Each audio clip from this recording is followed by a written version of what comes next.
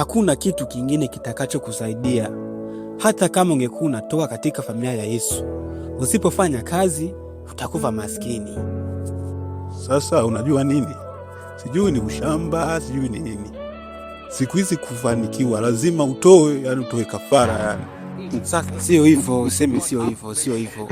Sasa hiyo roho inayokuambia kwa mtu aliyefanikiwa, ametoa pesa kuzimu, ameingia Freemasoni, unatoa wapi? Kwani Mungu hatoi baraka? Unajua nini? Halafu mimi kwa najiuliza. Yani mbona, yani sielewi kabisa hapa, sielewi. Au malaika anayepeleka taarifa mbinguni za watu maskini yangu haifikishi? Mwanangu, unajua hapa mjini kuzaa mtoto wa kike ni baraka. Ni baraka, kuzaa mtoto wa kike ni kuigiza. Sasa kama unajua wewe ni mtoto wa kike, mtoto wangu. Sasa wewe ndio utakayenivusha huu maskini. Wewe ndio utakayenivusha niwe tajiri, yani wewe tajiri wa kinamoni, wazidi utajiri. Yani baba, hapo unajua sijakuelewa.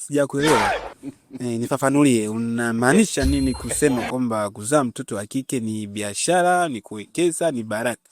Yani namaanisha hivi, wewe usideti na yeyote, kifupi usicheki na yeyote. Wewe angalia kijana ambaye wana pesa nyingi, usiangalie fukara kama wewe.